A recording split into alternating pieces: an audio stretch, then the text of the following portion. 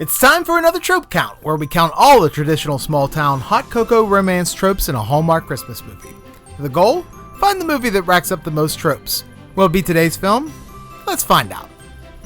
A great Hallmark Christmas film must fit the Hallmark feel-good formula. It's a genre of film with repetitive movie tropes that we all love. We identify the tropes in the 4 trope categories: story, character, Christmas, and activity. It's all very scientific, and it's fueled by hot cocoa. Today we look at the 2008 Hallmark film, The Most Wonderful Time of the Year, starring Brook Burke, Warren Christie, and Henry Winkler. If you haven't seen it, spoiler alert, a woman and a homeless stranger fall in love at the end. So grab some Christmas cookies and practice your Fonzie impressions. Let's count the tropes that make up the most wonderful time of the year.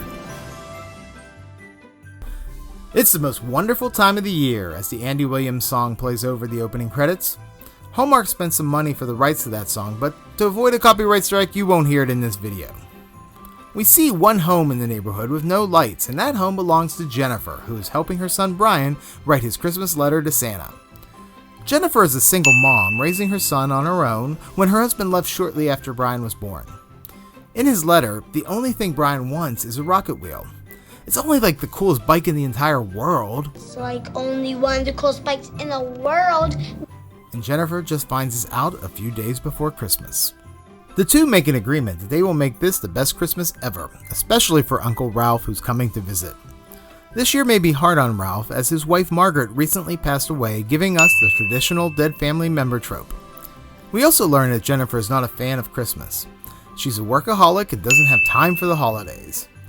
Getting into bed, she wishes Christmas could be over. I can't wait for Christmas to be over. Jennifer's lack of Christmas spirit gives us the 4th character trope in less than 5 minutes. That's a lot of exposition. Henry Winkler, who is best known as Fonzie from the Happy Days, plays Uncle Ralph. Ralph is more interested in playing with a toy robot than drinking with his cop buddies. The robot is a Wowee Robosapien version 2 full-functional humanoid robot. He decides to keep it instead of giving it to his nephew and tells the bartender to give the robot a beer. You know what? Give him a beer. I think he'll enjoy it. Behave. Ralph just recently retired from the police force after 38 years, and his fellow officers honored him by placing his photo on the wall of the bar. Back in Chicago, Jennifer receives flowers from her boss for doing a great job on the foster portfolio. Jennifer sees this as a sign that she will be promoted to vice president. Typically, we would see this play out through the rest of the film as the main storyline, but this is a 2008 Hallmark movie and is never brought up again. We learn that the rocket wheel Brian wants for Christmas is this year's hottest toy. In panic mode, Jennifer tells her assistant to stop working and get on the internet and find her a rocket wheel.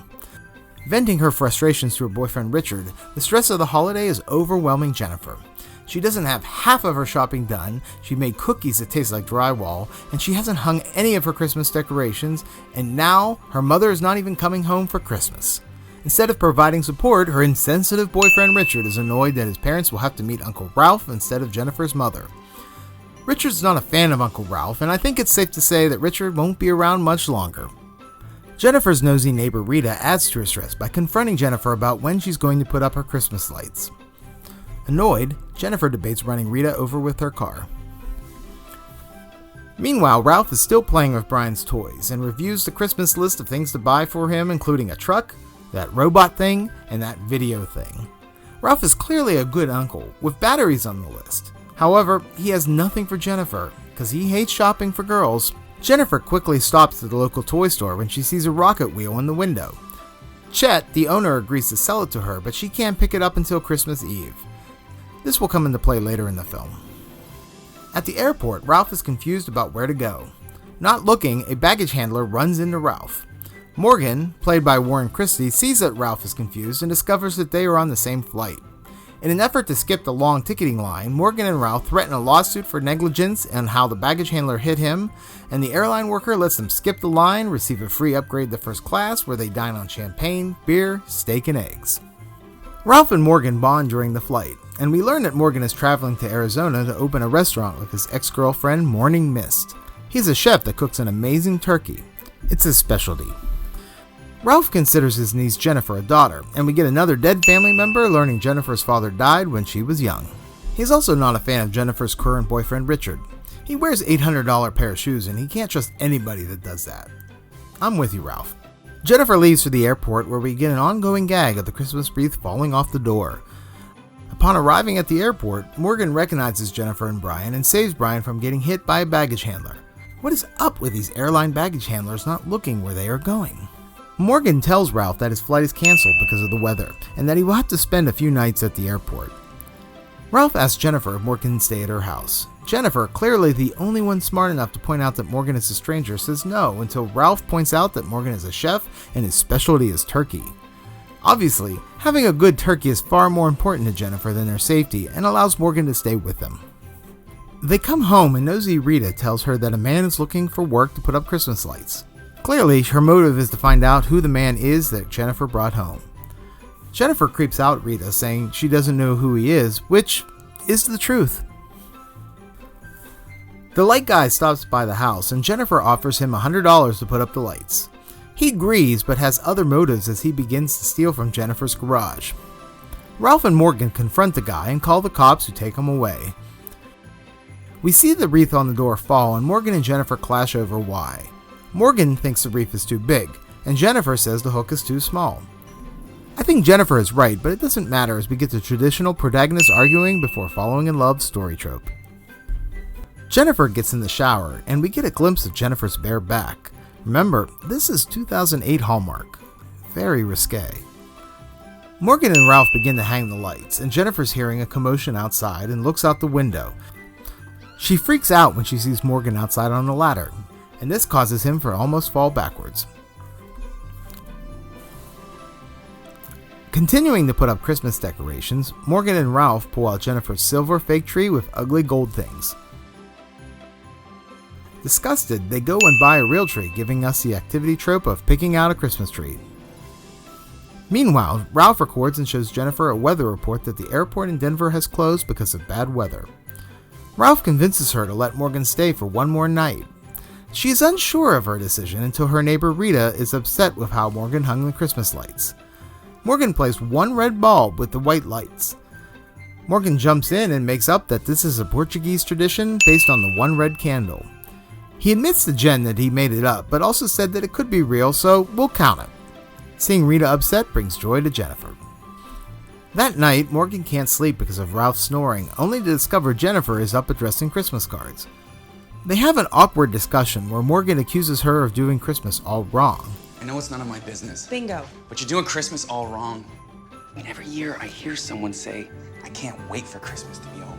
For me, the saddest day of the year is December 26th. Jennifer argues back that she doesn't think it's Morgan's place to lecture her. It must be wonderful to have no responsibilities. Do not appreciate getting a lecture from you in my house at 1:30 in the morning about what I'm doing wrong. We still got a long way before they fall in love.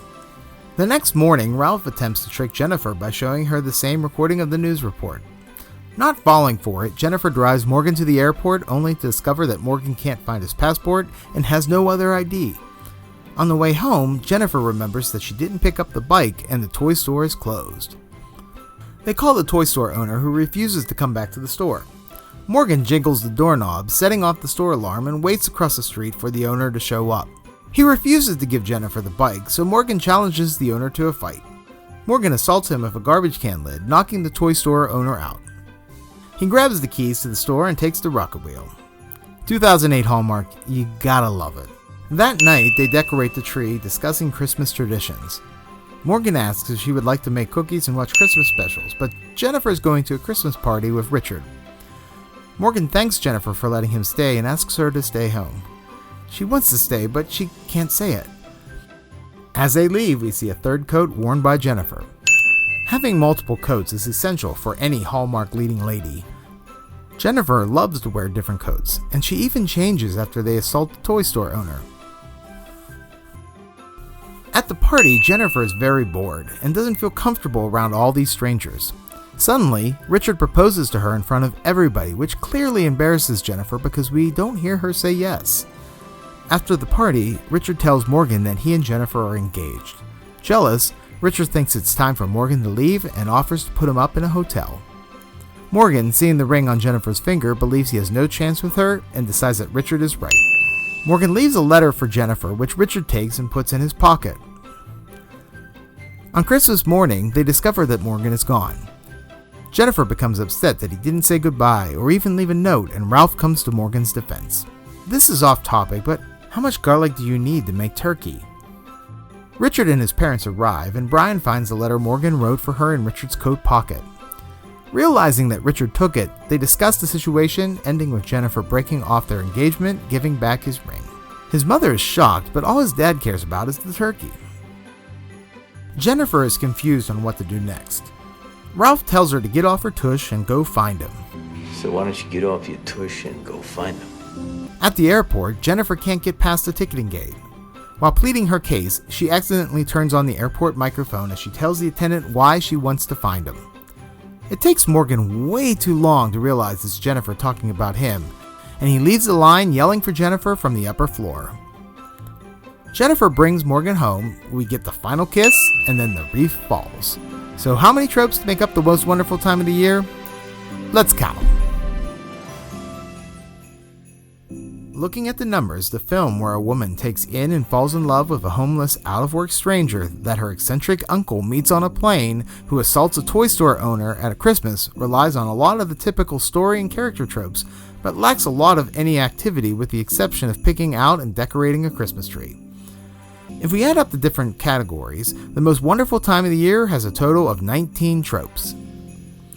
Made in 2008, this is an early adapter of the Christmas Hallmark films and helped establish the tropes that we count in this series. The most wonderful time of the year has always been one of my favorites, with Henry Winkler as the highlight of the film. He charms his way through this film and he gives us a lot of Christmas feels. I also really like Brook Burke and Warren Christie, and who somehow managed to make this quick romance feel believable. Did I miss any tropes?